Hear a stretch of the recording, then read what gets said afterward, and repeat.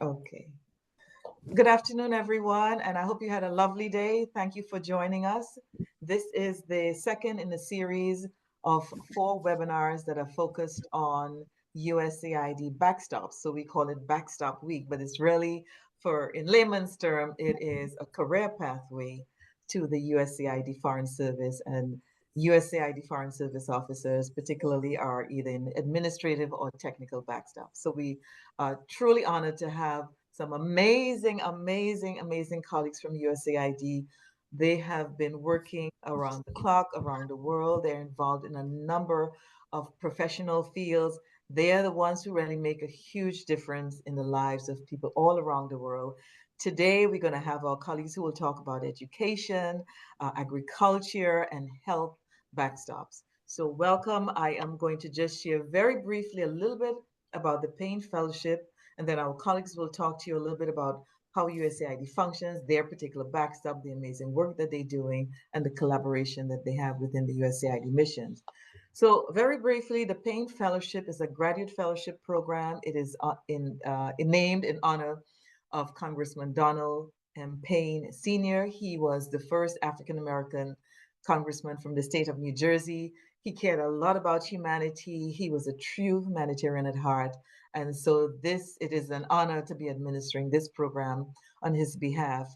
The Payne Fellowship is really designed to attract outstanding individuals who have been historically underrepresented in the USAID Foreign Service so that they can be groomed and developed into the best Foreign Service officers that we have. The Payne Fellowship provides up to $104,000 for 2 years of graduate school, and it is graduate school to support a degree that supports a career as a Foreign Service officer, whether it's in an administrative or a technical backstop or career path. $18,000 goes towards an academic stipend a year. $24,000 goes towards a tuition, and also $10,000 for each year, up to $10,000 for each summer. The first summer, you'll have a placement on Capitol Hill, which allows you to work in a member's office, so you can fully understand how the U.S. government administers funding, obligates funding to the federal government agencies, and also to begin to understand what it means to be of service to the country and to the American citizens. The second year, between your first and second year of grad school, up to $10,000 goes towards placement overseas at a USAID mission, where you will have an opportunity to work alongside USAID Foreign Service officers to learn a lot more about the work that they do on the ground at USAID missions across the world. So that's it in a nutshell, and we certainly hope that you will visit the Payne Fellowship website to learn more about this amazing opportunity, but definitely go onto the USAID website. We'll give you the websites at the end so you can see the work that USAID is doing across the world. So I am truly honored to welcome our colleagues, and they'll tell you a little bit about themselves and the work that they do. We have Bill Bradley, who is the Agriculture Development Backstop Coordinator, the Country Support Officer. We have with us also Melissa Chipilli, who is the Deputy Director for the Bureau of Democracy, for Development, and within the, forgive me, the Bureau of Democracy Development.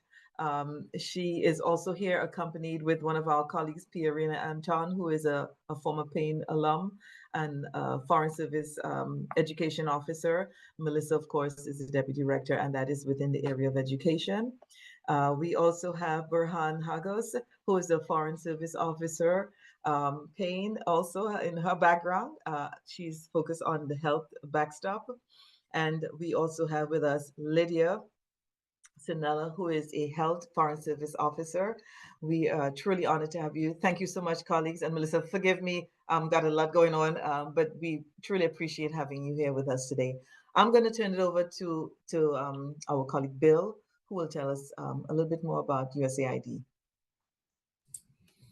Thank you. USAID, or the United States Agency for International Development, manages and monitors and ensures the delivery of United States government foreign assistance. across all sectors. So we generally work out of United States embassies across the world, and our primary function is to deliver that assistance in a way that has development impact and supports the countries that we work in, and we do that through managing grants and contracts. Uh, and the grants and contracts go to implementing partners, both local and international implementing partners, who are organizations that do work for the U.S. government overseas. Our main role, all of us here on this panel, are technical officers, um, and we are different from the State Department in the sense that we manage those financial resources and transform those financial resources that the United States gives to other countries into activities in the field that support the populations of those countries directly from the American people to the people of our recipient countries. And each of us, of course, up here on we'll explain about each of the technical areas that we cover, and how are we different from the State Department. The State Department diplomats, we are also diplomats, and we also work hand in hand with the State Department, but we're different and distinct from the State Department in that we have the responsibility, the fiduciary responsibility that Congress provides to our agency to do this development assistance work in international development across all sectors. That's in a nutshell. That's the big difference between us and the State Department. I won't go into what they do as much, but what we're going to talk about what USAID does. Thank you so much, Bill. Appreciate to help those who are listening and who are interested in USAID to have at least an understanding, a general understanding. So to you and my colleagues, and I know we'll go around to have you again introduce yourselves, but as you do so, tell us also, provide an overview of your Backstop. How does your Backstop work collaboratively with other backstops, with the communities, with the national government, with international organizations? And what are some of the essential qualifications for your particular backstop? And also give us one example so we could have a context in terms of what is the work that you're actually doing on the ground. Thank you so much. Bill, we can start off with you. Okay, we're going to start with me. I'm going to share a presentation that I have that'll walk us through these questions that you asked. Can everybody see the screen fine? Okay. Basically, an agriculture officer, Backstop 10, I think we have numbers. Backstop 10 is an agricultural development backstop. And what we mean by backstop is a technical area. So we focus on resilience, environment, and food security. Our home bureau is the Bureau for Resilience, Environment, and Food Security. And so there are links between each of those sectors. And as an agricultural development officer, we're at the nexus of all three of those. Our general approach is, and look at that, I've got the wrong date, excuse me there, but oh no, it's close. It's okay. So excuse me about that. We respond as a bureau with sustainable solutions for global challenges. There's currently now unprecedented with food and water insecurity, and we have climate change. There's loss of biodiversity. There are energy crises that exacerbate rural livelihoods, and so our backstop, the agricultural backstop, focuses on responding to these challenges in the globe, and we do that through managing U.S. foreign assistance to be able to address these challenges. And so the way we do that is through the United States Global Food Security Strategy, otherwise known as Feed the Future. Also, there's the United States Global Water Strategy. We also we have a hand in implementing that. There's a nutrition strategy that we work closely with our health colleagues to implement that strategy. So, and then there's the climate strategy, of course, that's hugely important, and we also help implement that strategy. And when I say implement, that means that we develop the scopes of work and manage the contracts and grants to organizations, local organizations in the countries where we work, and also international organizations to drive results for these U.S. government programs. And this means agricultural productivity. This is in Cambodia. I worked in Cambodia, where these are long beans, and we help these rural farmers have this kind of result in production that they had never seen before we came and made this project. We actually transformed the lives of these farmers who up until that point were really dependent, and we help them make enough money to transform their lives. And that's what we talk about when we're talking about agricultural development. When these farmers make money by selling their long beans, then they spend that money locally, and it helps them prosper and their communities prosper. And that's our main objective. I'm going to quickly go through range and livestock management. This is in Senegal, in the north of Senegal, and a dairy project where we've trained these young women to feed into a larger fresh milk and yogurt value chain in the north of Senegal, and this is the brand, Dolima brand, that comes out of this activity. Also in Cambodia, fish is very important, so aquaculture is also part of the productivity that we work on. And of course, markets are hugely important to all agricultural production. So we have to always know what the market is doing and making sure that the production activities that we engage in and we support go to build sustainable markets. Now, also because environment is so important, there are nature-based solutions that we also have in terms of how we can support climate change and do integrated farming activities that help mitigate the changing and adapt to a changing climate. Of course, we have wild-caught fisheries, and that's also part of natural resource management, and helping fishermen and fisher groups sustainably manage their fisheries. And this is, of course, off the coast of Senegal as well. And then there's drinking and productive water under the water strategy, and then a big part of all of that work has to do with helping with our agricultural research. USAID is a strong supporter of United States, U.S. universities, and universities abroad to really develop viable technologies and get those technologies into farmers' hands so that they can be more productive. Just a quick example: these are fish processing enterprise in Senegal again. And this is what it looked like, what it would look like before our project would come by, and we worked with these women to improve their production system, and then we helped them make that more clean, more sustainable, more energy efficient.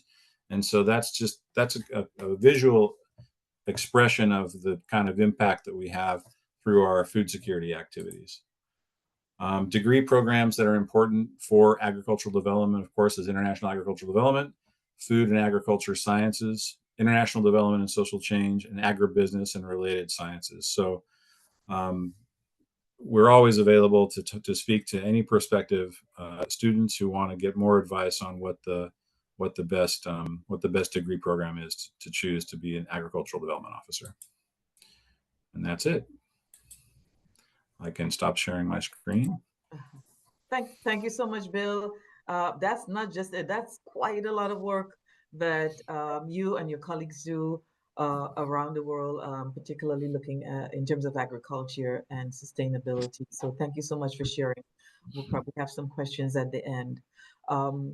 I'd like to turn it over to Melissa. And Melissa, I have you here as the Deputy Director, Technical Backstop and C3 Coordinator for Backstop 60 Education Officers for the Center of Education, the Bureau of Inclusive Growth, Partnership and Innovation. Melissa, that sounds like a lot of work. Tell us a little bit about yourself and tell us about this amazing work that you're doing. And also, I know our colleague Pierina, who is a former Payne Fellow and now an alum in the Backstop, and she's a education foreign service officer. So welcome you, Melissa and Pierina. Thank you so much again. Yeah, thank you so much, Eureka. I wanted to clarify that I'm not Deputy Director of the Bureau, not yet, just Deputy Director of the Center for Education. Yes, and the Bureau Edit has that out. changed its and the Bureau has changed its name so to the Inclusive Growth Partnerships and Innovation. We previously were the other name, but we did a restructuring, so that's my current credentials. Yes, I'm also a Foreign Service officer. Um, I had an interesting career trajectory. I joined a USAID as an executive officer in a management backstop. And then after a couple years serving as EXO, um, I decided to shift to a technical backstop to education because I had a master's degree in education and I was interested in supporting the technical work of the agency and being more, at that level. So I shifted to education, and then that's where I'm sticking for now is education. And my most recent assignment was in Uganda. I served in Uganda for 4 years as the education officer there. So I'll share some experiences of my experiences there. And unfortunately, I don't have a slideshow. I was really impressed with Bill's photos. Those are lovely. So I'll have to work on that for next time. But I think Karina might have something. So you'll get a little bit of that, visual context. But I think Bill touched a little bit on USAID's role in development overseas, and just wanted to build on that. So we have education officers in over 60 countries overseas. And we work in quite a range of technical areas across the education sector. As an education officer overseas, you could potentially be managing programs in foundational skill development, early literacy, and numeracy. That has been one of USAID's long-term investments. A term you would hear is early grade reading, which is a pedagogy used to teach early literacy. Some components of those programs can be social emotional learning components. We also have higher education engagements and youth and workforce development. And then we also work throughout our programs with some cross-cutting agency priorities and initiatives, including system strengthening and localization, private sector engagement, information and technology for education. And we also have work in education finance, which is a bit of private sector engagement, but also working with non-state schools. Largely USAID's focus is on system strengthening within public school systems and working with ministries of education. But we do have some programs that work beyond that, that support the larger education system and sector overseas. We also, as an education officer, you would also work in the multilateral space. I'll talk a little bit more about that in a moment. Multilateral is kind of a space where there are multiple donors, not just USAID. It's a combination of governments and other donors such as FCDO, UNICEF, World Bank, etc., and then also private sector to some extent. We also have we also value and invest and work to make sure that all of our programs and innovations are evidence-based. So we have a big focus on evidence and learning, monitoring, and evaluation would be a responsibility of an education officer overseas to monitor and evaluate the programs that we are implementing through grants, contracts, and cooperative agreements, which Bill talked about. So USAID actually has quite a significant role, let's say, in the education development space and within the US government. We're the lead agency responsible for the development and implementation of both USAID's education policy and the U.S. government strategy on international basic education. So the U.S. government strategy on international basic education is meant to be implemented by 10 U.S. government agencies, and USAID is the lead agency with that strategy. So that's a pretty significant responsibility we have here in Washington. And then again, as education officers overseas, you would be the ones implementing the programs that are working to realize the objectives and the intentions of those policies and strategies at the mission level. Our focus has long been access to quality education for children and youth so that they're able to acquire the education and skills needed to be productive members of society. We know that education leads to greater economic growth, improved health outcomes, sustained democratic governance, and more peaceful and resilient societies.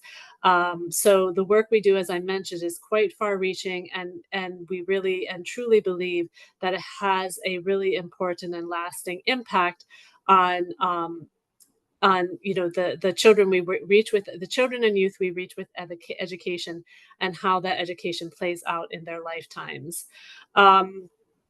As an education officer, you'll also be considered sort of a development diplomat. So I mentioned the multilateral space, which is that convening of different donors and government. So we do play a role in that, and we're playing an important role. We're one of the largest donors in education overseas, and we often have programs that are significantly contributing to system strengthening and education sectors overseas. So as a development diplomat, you would work with local communities, organizations, and governments to develop strategies, partnerships, and programs that deliver development results.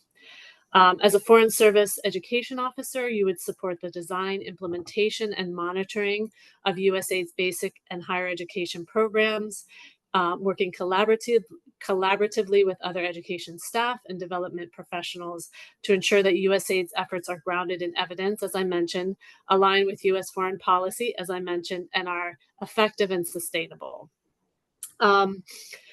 To talk a little bit more about, well, I think I've touched on, kind of the key components of responsibility of education officer overseas, and I would just highlight those to be probably the most of the work is with project and activity design and implementation.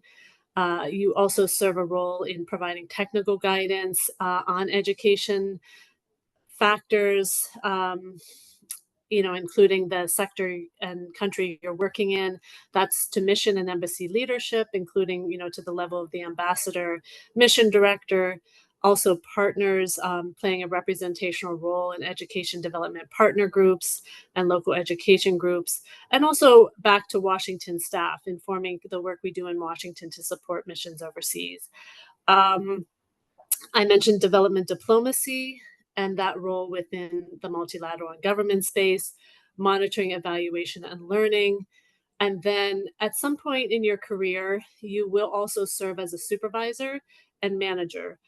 So that becomes a significant role, potentially supervising other foreign service officers or local staff, personal service contractors, whoever makes up, the overseas workforce. So that's usually the professional trajectory.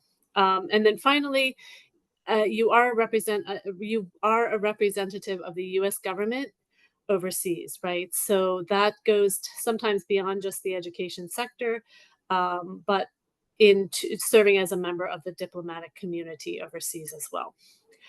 Just to touch on education requirements to become an education officer. So entry-level Foreign Service education officers must have a graduate degree in a functional area related to international education, education policy, education administration, education economics, comparative education, social and comparative analysis in education, or intercultural education. So there's kind of a wide range of, I think, areas of education or academic work you can do in education. And those with a related degree would just have to demonstrate that they have had significant coursework, which is 2 or more courses in international education. Some core important competencies, as I mentioned, it's important for education officers to be well versed in education systems, not formal and non-formal, and pre-primary, primary, secondary, vocational, technical training colleges, higher ed, having some general understanding of all those components, have strong oral and written communication skills, strong teamwork and interpersonal skills, as well as the understanding and commitment to diversity, equity, inclusion, and then most importantly, the ability to problem solve and think critically, because that will be definitely a factor and important part of your work overseas. So I know that was a lot of information, and sorry I don't have a PowerPoint to share, but we do. I was pulling a lot of that information from a fact sheet we recently drafted for the Payne Fellows program. So I think if those haven't been shared already with you, Eureka, or one of your colleagues, they will be, and they're meant to be available to Payne Fellows to again give the details that I've been sharing. Sure. I would also open it up for questions, but I think we have a limited audience this evening, so I'll turn it over to Purina. Oh, sorry, and I didn't really share any of my experiences, but I don't want to take up any more time. So why don't we let Purina come in, I think, with some of her experience as a Payne Fellow. Yeah. I'm getting the text about people trying to come into the webinar, so there's more technical difficulties. But we do have some questions for you, Melissa. You have outlined a comprehensive role in terms of education within as in the Backstop, but also how you work collaboratively with so many entities. So I will see what Purina may have to share in addition to that. But I have some questions for you. I would like to go back at the end, if you don't mind. Purina, we're turning it over to you. Okay, great. Sorry, I was a little confused. I didn't know if you were turning it over to Melissa to answer an additional question. Sorry. But my name is Pierina. I am a 2021 Payne alumna. So I graduated from my master's program just last year in 2023 and joined the agency as an education foreign service officer.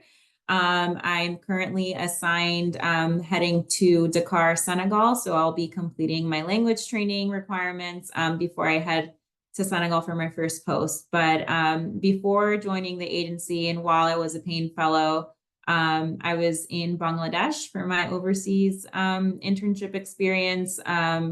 And before that, even when I was applying to the Payne Fellowship in graduate school, I'm a proud graduate of Florida International University. It's a Hispanic serving institution in Miami, Florida. I'm originally from Venezuela, was born there and moved to the US when I was really little. And so for me, education has kind of always been a key component of my desire to go into public service. When I was in undergrad, I had the chance to study abroad and teach English at a teacher training college in Cambodia, which is what really kind of, I'd say, jump-started my interest in working in international education. And thanks to the Payne Fellowship, have been able to complete my master's in international education development and preparing for my first assignment. So I don't want to take up too much time, but I'd be happy to answer any questions about the graduate school experience, what it's like to join the Foreign Service as a young person, and happy to answer any questions. So I'll turn it over back to you, Eureka. Thank you so much, and we're so very proud of you. It's a former Payne Fellow. Thank you. We'll come back to you. Some others are trying to come into the room right now. So I'd like to turn it over to Burhan. And Burhan, you are the regional advisor for the Africa Bureau for the Health Team. Can you tell us a little bit about what all of that entails? And then also we'd like to invite your colleague Lydia Sanella. Lydia is also a health foreign service officer. Tell us a little bit about yourself and the work that you're doing. Thank you, Eureka. Yeah, it's so great to be with everyone this evening. So my name is Brian Hagos. I refer to myself as one of the senior Payne alumni, as I joined in the 2015 cohort, so 10 years ago now. So I've been in USAID, I'm starting my 8th year as a Foreign Service officer, and my current assignment here in DC is my 3rd one, and I was in Mozambique before this assignment, and before that I was in the Philippines. But I'm going to first hand the mic over to Lydia, who's going to give like a really great overview of what it means to be in the Global Health Bureau and to serve as a health officer for USAID. And then I will come back in and give some short stories, fun stories about my time with the agency so far. So over to you, Lydia. All right, thanks, Farhan. Hi, my name is Lydia Sanella. I'll go to the next slide for a quick introduction. I am a program analyst.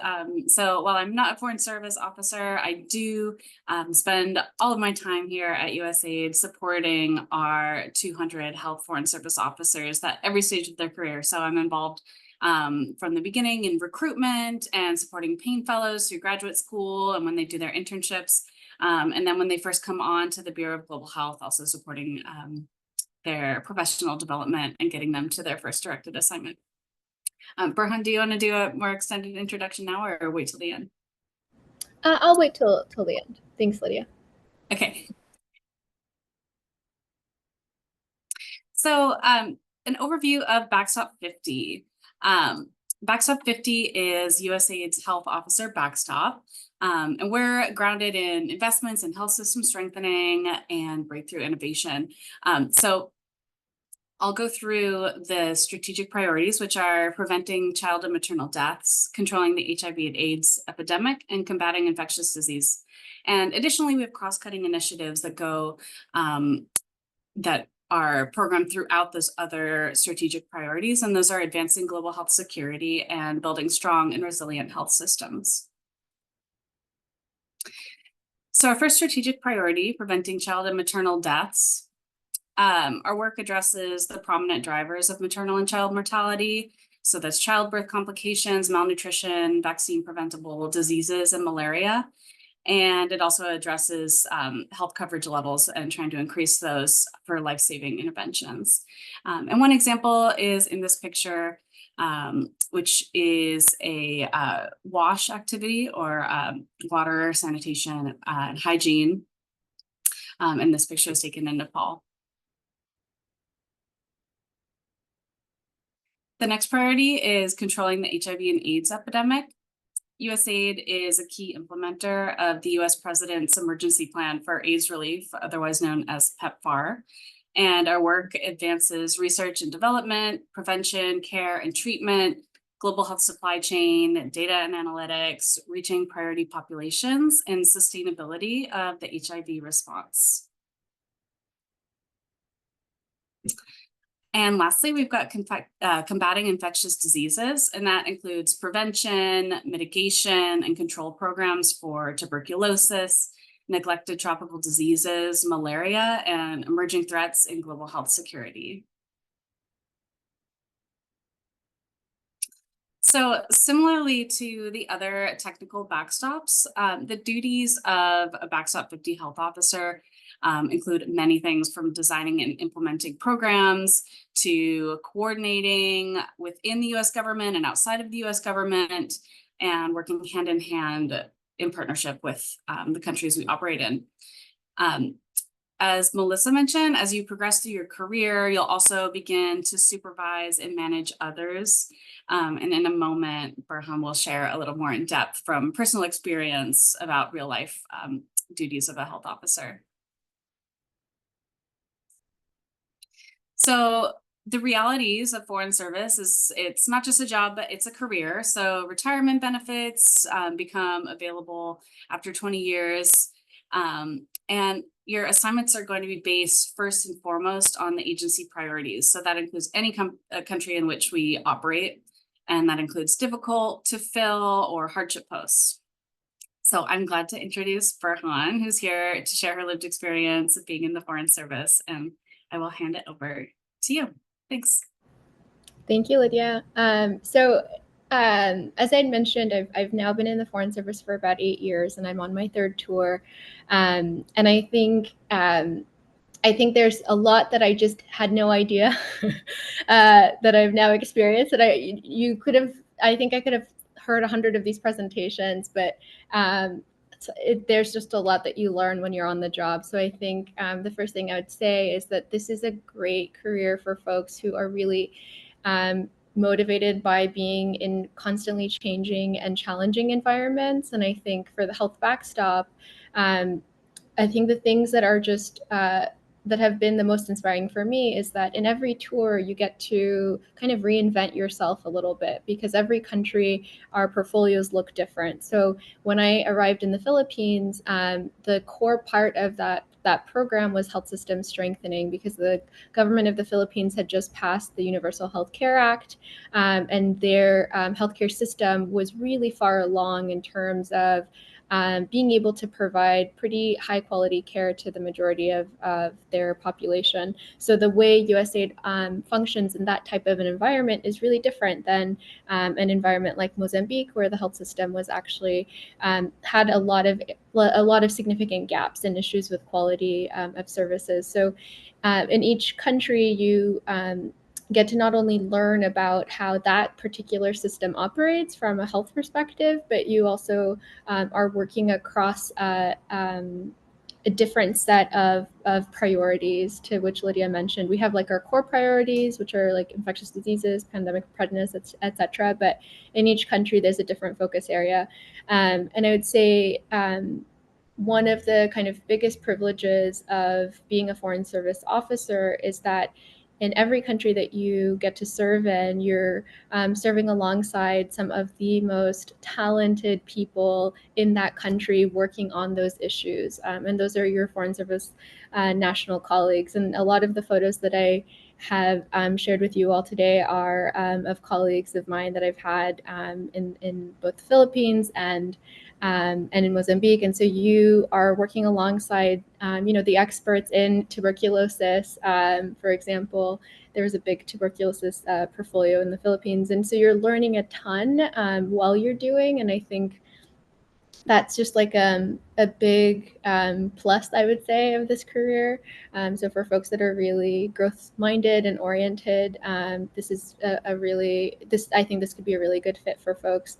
I do recommend when you are in graduate school and like pursuing a master's in public health, for example, that you try to be a generalist. And because USAID's Global Health Bureau is so large and we cover so many technical areas, I think taking the opportunity in graduate school to take a course on malaria, to take a course on tuberculosis, on HIV, on social behavioral studies.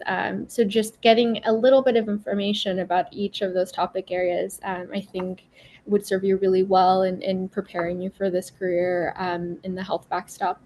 I think I'll stop there because I suspect that there might be questions, but I think my biggest pitch is that the Foreign Service is definitely a lifestyle as well as a career, and I think if you are somebody who is really keen on experiencing the world and learning for your entire career, this could be a really good match.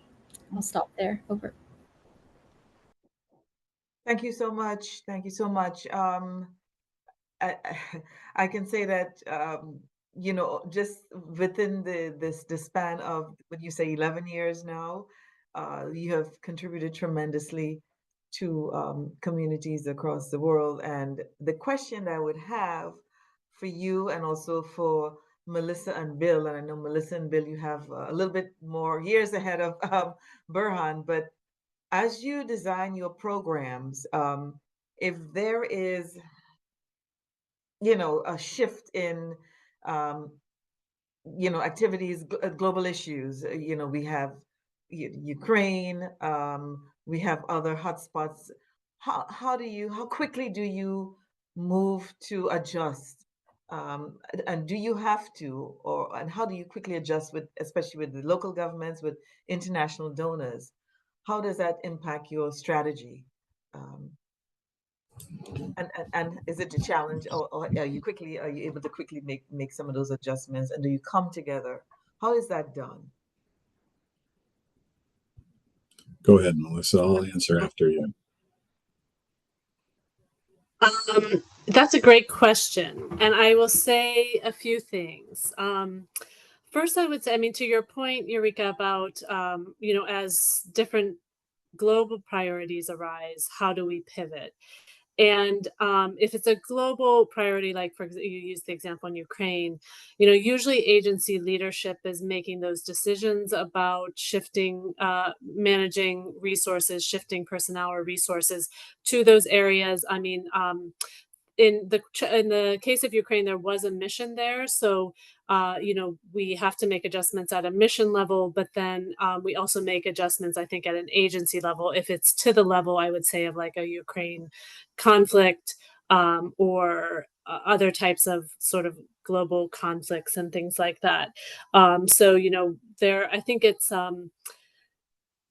there's sort of adjustments you would make at a mission level, or we might make at an education office level, and then there's adjustments that we might make at an agency level. So an example I would use for adjustments we would make for example, an education office level is when schools closed during COVID. We had to immediately make decisions on how we would proceed with programming, because I would say probably close to all of our education programs are school-based, of course. So when schools closed, we had education programs and implementing partners that could not work, right? Could not do the work that we had planned under our program. So we had to immediately make programmatic adjustments. So, that's something as an education officer, I was in the lead with at the mission level to adapt programming, to find ways to reach learners in this case with education resources, support teachers with schools and parents and families with school closures, work with other education development partners to respond to this, global pandemic that had the secondary impact of shuttering schools for years, and not allowing children to receive education. So that, again, that was a pivot, I mean, happening globally, of course, but really that impacted our programmatic decisions. And so we had to make those programmatic adjustments. So then, again, at a mission level, if there's something that happens in the country you're working in that, that is affecting sort of all the programs in that mission, mission leadership would work with the technical offices to make those adjustments. If it's sort of more of a global issue, the agency, I think, there's sort of the agency response is, I guess, what I would say. I hope that was a good answer or addressed what you were trying to get at. Yes, it was. Yes, it was. Bill, I'd like to hear your response if it's very similar, or what are some of the adjustments? Mm-hmm. Yeah, look, the impact of world affairs and world events impact us directly and immediately. So, for example, if there's one clear example was there was a coup d'etat in Guinea many years ago, and so in that case, U.S. government that cannot provide assistance to the national government and any of the ministries at that point. So we pivot in that kind of situation. We got authorization to pivot our programs and step away from the national government, who was in the United States view was an illegitimate government, and work directly with the Ghanaian people in West Africa. Similar situation is sort of in process now. We're not sure where it's going to go in Niger. Niger requested that the United States remove all of its forces from Niger, and that has a direct and immediate impact on the foreign assistance that we provide to Niger, which is a significant program, Feed the Future target country. So that actually risks stopping all development assistance to Niger, and I think it's currently under negotiation right now. Bangladesh just happened as well. So the government in Bangladesh was essentially overthrown, and there's a new group there. The entire mission of Bangladesh has been evacuated. In this case, the whole mission will stay together. They are now in the United States, all over the place, but they still operate as a cohesive unit to continue foreign assistance and decide how it is that we're going to support Bangladesh, because that's a significant USAID program in Bangladesh. It's one of the largest Feed the Future agricultural development programs, likewise probably with health and education. And so that's another thing where there's a direct impact on all of our programs, all of our partners, and then how we work as a mission and a team. Thank you for that, Bill. We actually had 2 Payne Fellows who were in Bangladesh, and they came home before evacuation. So I would say the same question for you, Burhan. Yeah, I think much like my colleagues, that in the Global Health Bureau and in the Health Backstop, there are many cases where we've had to like pivot significantly. I think the most recent and most significant is the COVID pandemic. When the pandemic hit, it affected the entire world, and so every single health office we had in all of our operating units had a mandate to work with our partners in country, the government and multilaterals, to support the response to the pandemic. And so when I was in Mozambique, I would say I spent the bulk of that tour becoming an expert in supply chain because one of our mandates was helping vaccinate the entire country, because when I arrived at post, the vaccination rate was less than 1%. And at the end of my tour, we had gotten to over 80%. So that didn't mean that we stopped doing all of the other work that we'd always done. There's a huge PEPFAR portfolio there, et cetera. All of that work was happening and continuing. And it's in addition to that, we were also supporting on all of the efforts to treat folks who were COVID positive, as well as vaccinate to prevent new infections, et cetera. So I think, and then there's also the piece of like what happens when there's a natural disaster and then there's a cholera outbreak, right? That also heavily impacts the way we work. So I think, yeah, there's many layers in terms of the reasons why we have to pivot a program. I think we're all affected by political climates and changes in administration or governance. And then there's the climate piece, there's the natural disaster piece, there's the pandemic piece. So we have a lot going on this planet. Yeah, we sure do.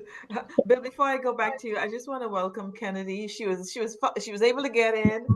There were other people waiting outside. Sorry for the technical issues that we were having. We had to put some security in place, and looks as though we have to revisit that once again. But Kennedy, welcome. And if you have any questions for now, please let us know. Bill, I'd like to turn it over to you, and then I have one question for each one of you before you leave and run away. No problem. I was going to say another example where health and agriculture worked together was in Guinea and Sierra Leone during the Ebola epidemic.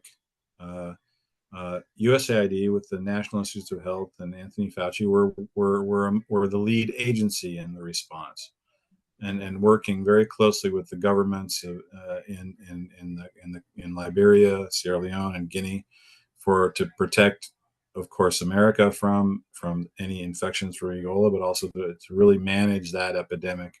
And then after that had been managed, then of course we worked closely to stand up and rebuild the economy of those countries with agricultural development. So the technical offices work closely with each other to respond to those crises, of course, and also the Bureau of Humanitarian Assistance also played a major role in that thing. Just like all of them, we work closely together with everybody. So that's all I wanted to add there. Okay. The collaboration is key. That's right. So my last question to each one of you is, if you have to look back right now as to why you started this career with USAID, Why did you do it, and why are you still working in this field, whether it's in education, in health, in agriculture? Why are you doing this? And what advice would you give to those who will be looking at the video when we send it back out? Why should they come work for USAID?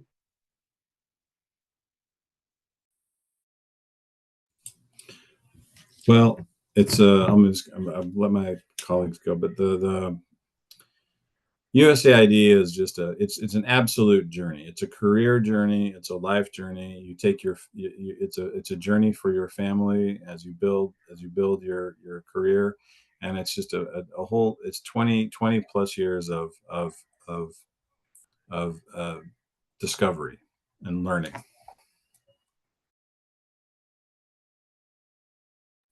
Melissa.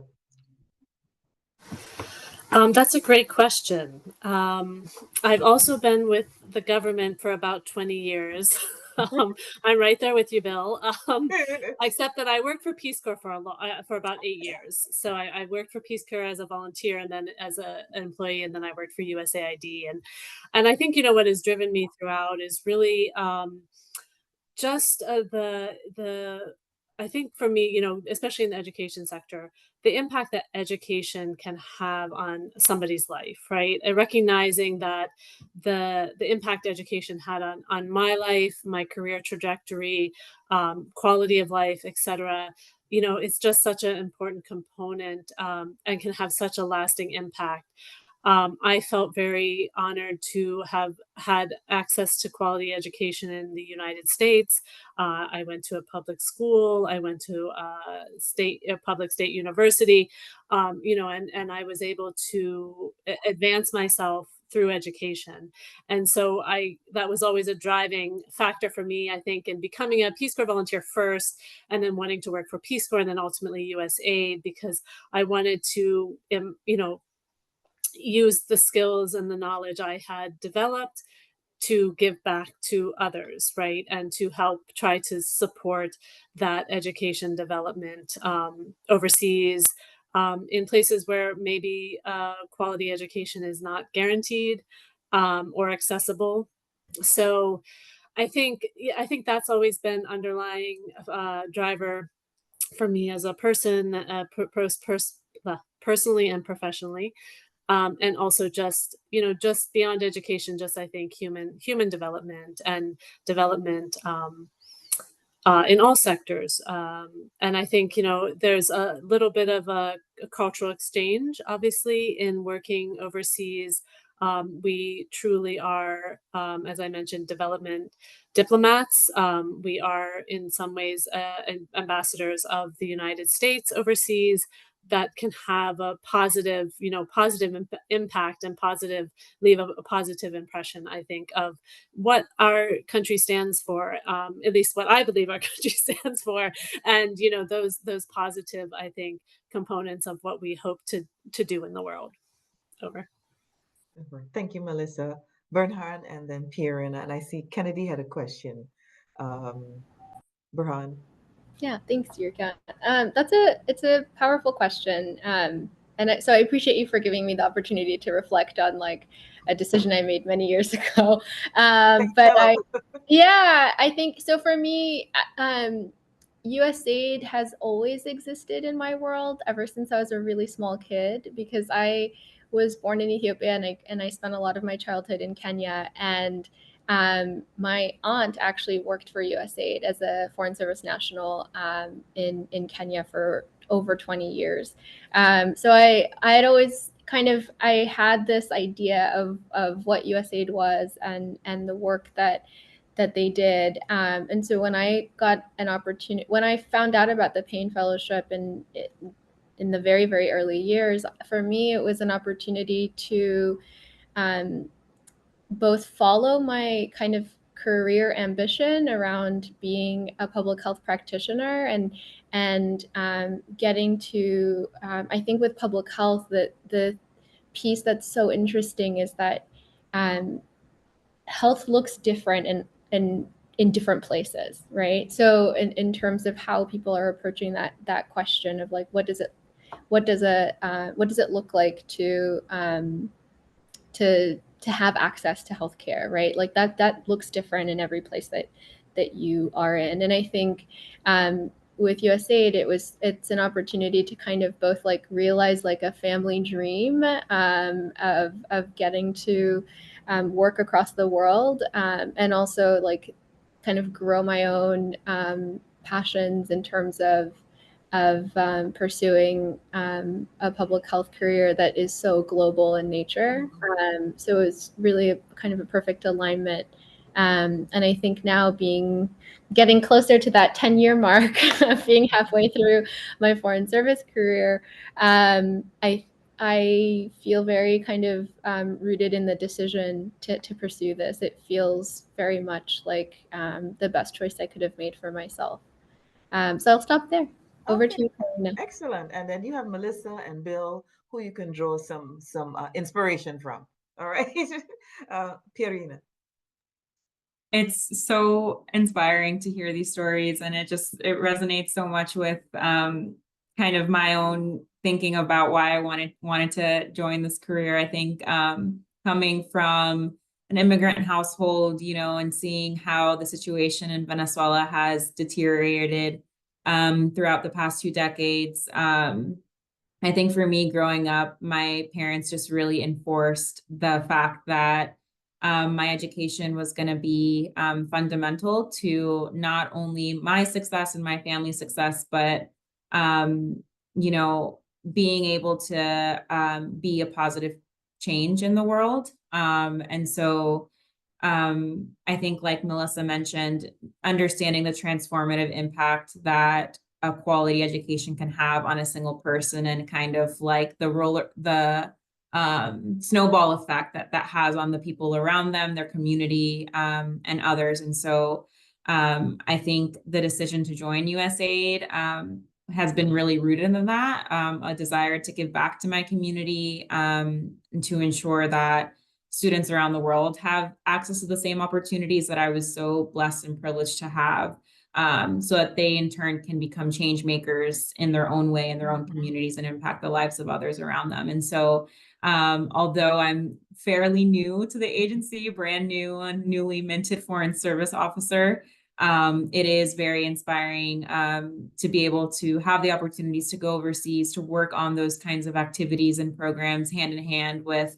our foreign service nationals who are experts in what they do, and to learn from them and their experience, and also to be working alongside ministries of education who are equally committed and passionate to making this a reality for their people. And so I think that's something that I think about, and I'm excited about when I think about what the next few years will hold as I get ready to go overseas for my first assignment. So I'll end there. All right. Well, thank you. Well, we are so inspired by you. And again, you got Bill, Melissa, and you got Burhan to draw inspiration from. Lydia, we're not going to forget you because you may not be out there, but you are one of the greatest supporters. So Lydia, just tell us, and then Kennedy, we want to get your question.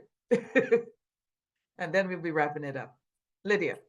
Well, I've only been here for about a year, but it's one of the greatest opportunities for learning and growing at any job I've ever had. I won't say anything as profound as the others, but USAID is a great place to grow and to work. Lydia, thank you so much, because I know you support us in the Payne Fellowship, so we really appreciate you. So Kennedy, you came in a little late. I'm sorry about the technical difficulties, but you are here now. You have some amazing individuals who are doing some very impactful work all across the globe. What's your question, Kennedy? Tell us a little bit about yourself. And hi, everyone. My name is Kennedy Spiller. I'm a senior at Tuskegee University, studying plant science. Yes. And I have a minor in global humanities, and I'm applying for the Payne Fellowship. And I missed the beginning, so I'm not sure who is an agriculture officer. Bill Bradley. Oh, Right here. Yeah, he's right there. He's the person. Hi. Yes, I just wanted to ask about your experience as an agriculture officer, and I'm not sure if I know Miss Melissa did the Peace Corps. I don't know if everyone did the Peace Corps, but I'm applying, so I'm just waiting for my decision. So I just Okay. wanted to know if you could describe to me your experience. Thank you. Okay. Well, let me give you 30 as short as brief an answer as I can give you, right? So yes, I'm a former Peace Corps volunteer. I grew up in Utah and went to school in Montana, and I never thought I'd join Peace Corps until I started working for a couple of years, and then I joined Peace Corps. I requested to go to Africa, West Africa, so I served in Benin for 2 years, and I worked on rural radio, and I worked with rural cotton farmers, and it changed my life, put me on this trajectory to be working with USAID.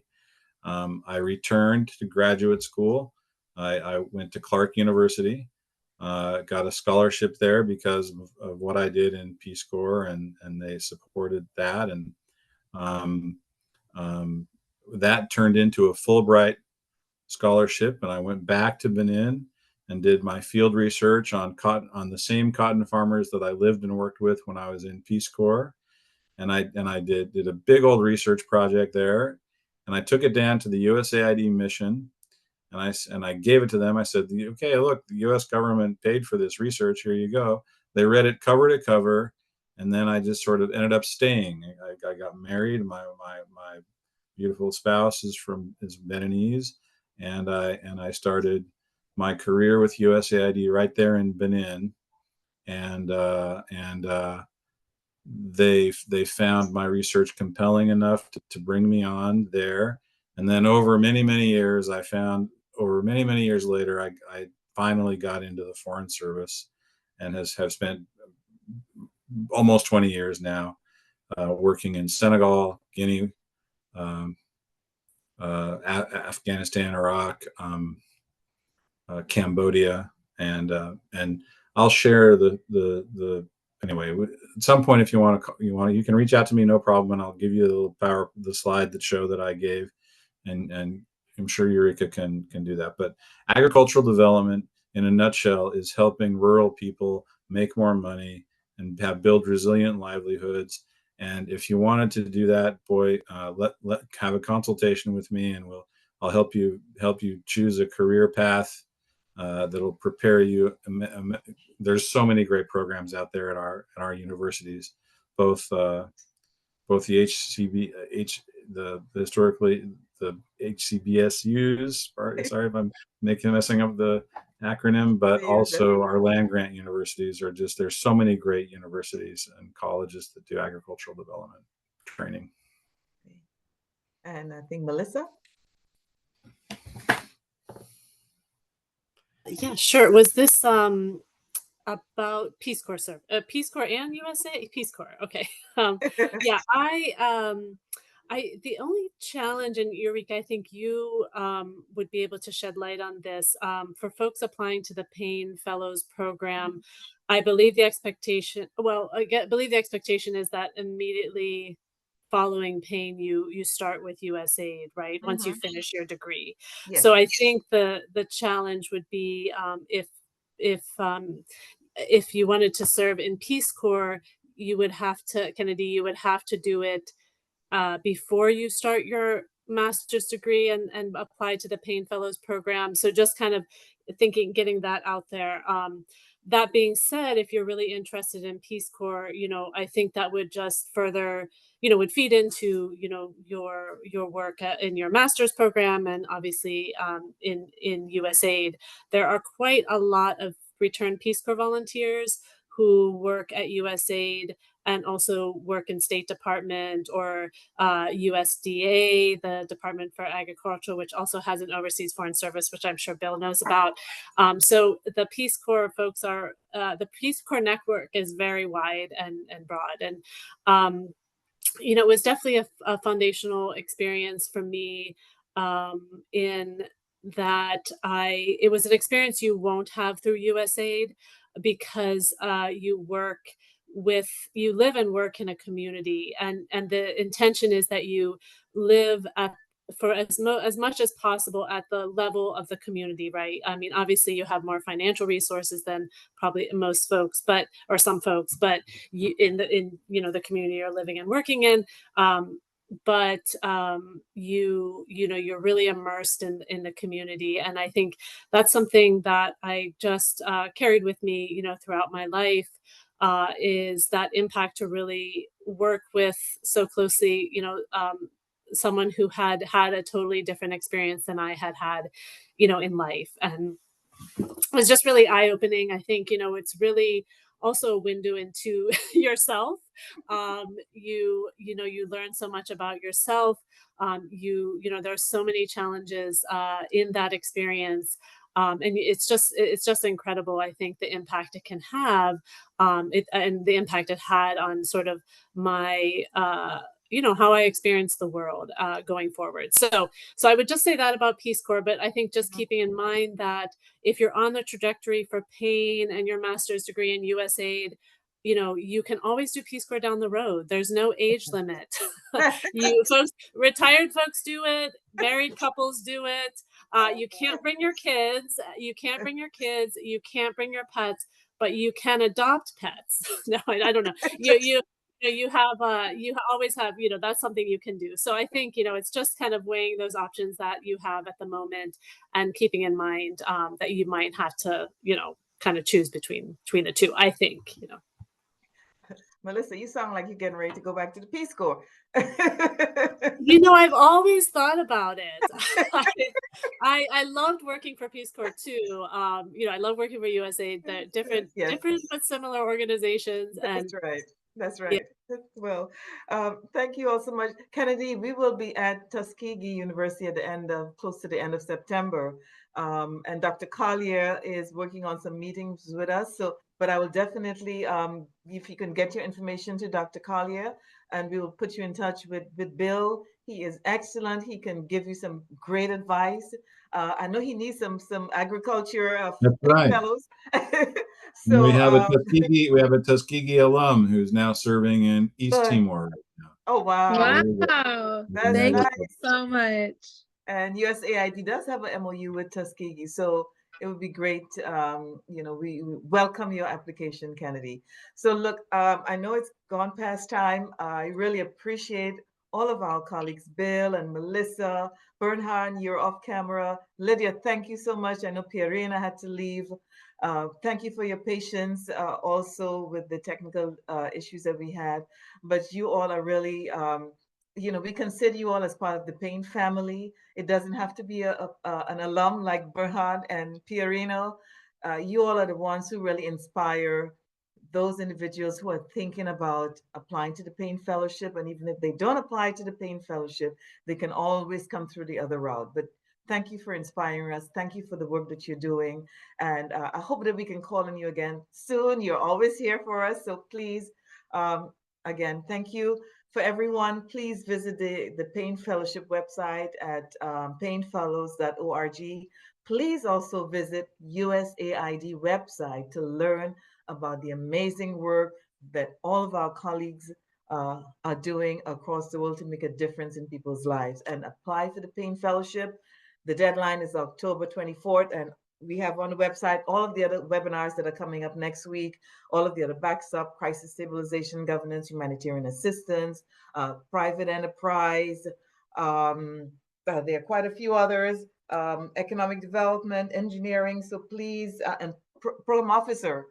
So watch out for those. Thank you again, and good night, everyone. Have a lovely day and enjoy the rest of your summer. Thank you. Good night. Bye.